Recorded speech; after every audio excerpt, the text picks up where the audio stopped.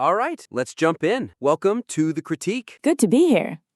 So we have a really potent piece in front of us today. It's essentially a sharp, very passionate counter-narrative to those frankly baseless trafficking claims against Erika Kirk, all tied up in that Moon Inc. assassination plot theory. Yeah, and the author's work here it's really solid. They have clearly done the homework. You can tell they've tracked every twist and turn. The shady globalist offer, the Sun Myung Moon Unification Church stuff, the whole thing. The foundation is strong. Absolutely, and you can feel the outrage, which is completely justified.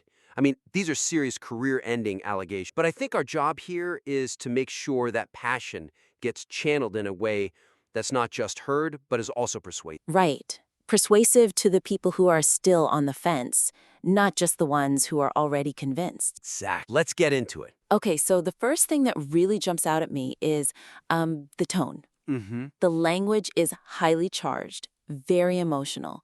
And while I get it, and it probably works great for, riling up the base, it actually risks undermining the intellectual high ground. You're talking about the insults, right? The lunatic, nut job, the dingbat cult stuff? Exactly. Look, we might privately agree, but when you put that out there, it just sounds reactive. It doesn't sound analytical. And that's the weakness right there. For that skeptical listener, the one who's just tuning in, it can sound like two sides just yelling at each other. It erodes that perception of objectivity. You need to really land a punch. It gives the other side an easy out. They can just say, see, they're just emotional. They're not dealing with the facts. So the suggestion here is a shift in the language, a big one. Yeah, moving away from personal dismissal and more toward a really clinical analysis of the tactics being used. Frame it as an objective breakdown of a deception campaign. Yes, and the author is already halfway there. They point out how the narrative feels like it was generated by ChatGPT. They talk about information overload. All we need to do is apply that lens everywhere. Okay, so give me a concrete example. Let's take that whole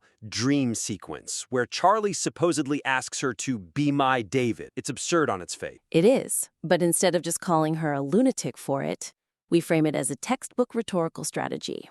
Okay. Call it what it is, self-positioning as the sole legitimate inheritor of the victim's mantle. That's a bit of a mouthful for audio, isn't it? It is, but you don't just leave it there. You say that, and then you immediately break it down. You say, look at what she's doing here.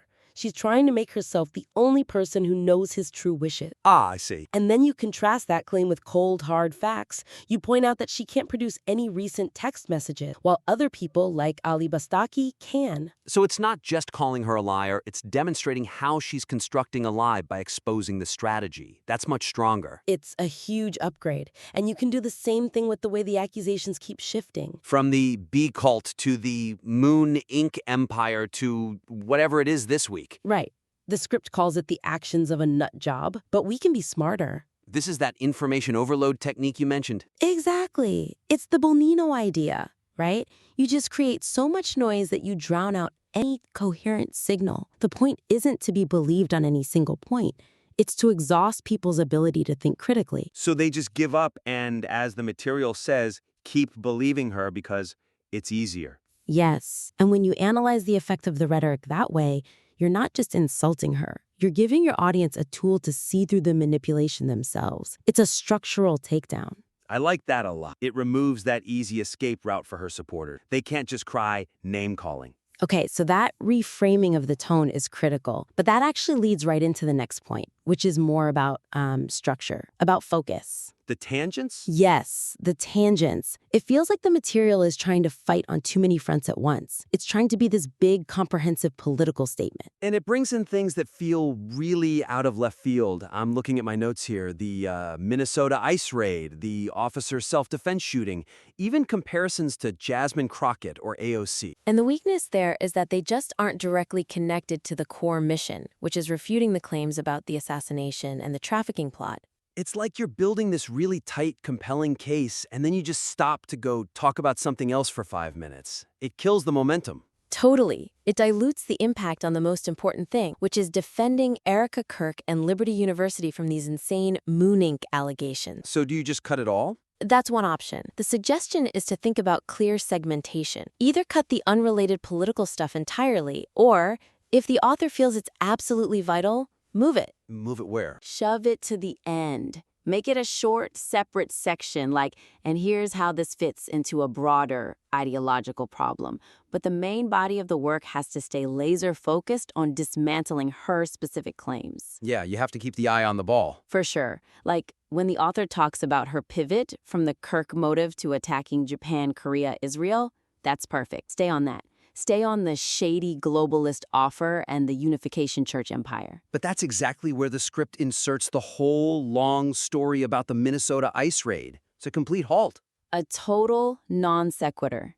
It completely breaks the line you're drawing between the trafficking accusations against Erika Kirk and her need for a George Floyd moment. And if the goal is to show she uses distraction tactics, there are much, much better examples. Way better. Use her own dropped storylines against her. Oh, that's smart. Instead of talking about an ice raid, talk about how she claimed France was trying to assassinate her and then just Never mention it again. Or the new claim that an entire Jewish political party is threatening her life. Exactly. Those are perfect examples from within her own universe. They show the pattern of manufactured victimhood and narrative shifting without ever having to leave the main subject. It's so much more powerful. It proves she can't even keep her own story straight. And it keeps the listener focused on the central hoax, the Moon Inc. story, and the horrible claims against the Kirks. That has target. Okay, that brings us to the endgame, the conclusion.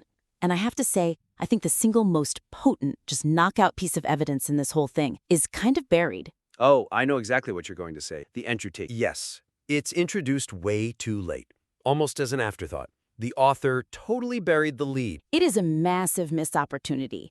They spend all this time carefully dismantling the allegation of trafficking against Erika Kirk, which is necessary work. Right. But the one thing that just vaporizes Owens' moral authority on the subject, her deep friendship with Tate, is just sort of dropped in the middle of a paragraph. It needs to be the climax, the final, definitive point. And it's not just about the friendship. It's about the recent, specific legal development, the Milk Bar Nathan Livingston case. That's the key. That's the third-party court-validated fact that makes her position completely untenable. Right, so the suggestion is simple. Elevate this. Make it the entire final segment. Build the whole conclusion around the stark contrast, The contrast between her accusations which are baseless, and her associate. where the claims were just validated in court. That's an unassailable factual argument. So how do you set that up? You start that final section with a sentence that just stops the listener cold. Something like, imagine for a moment believing Candace Owens genuinely cares about trafficking. While one of her closest friends not only has pending charges, but was just held liable in a civil suit directly related to it. Yes, and then you hit them with the detail that Milk Bar Nathan Livingston recently won a court case against Tate. That's not opinion, it's not interpretation, it's a legal finding. It changes the argument from she has questionable friends to she champions a man a court just found liable in a trafficking-related case. The hypocrisy becomes profound. While she's off inventing these globalist trafficking rings to play hero, she's actively ignoring the verified legal reality of her own collaborator. You're not just defending anymore. You're going on offense and completely destroying her credibility on the issue using documented facts. So we think the whole thing should end with one final, sharp rhetorical question. Leverage that court case for the final blow.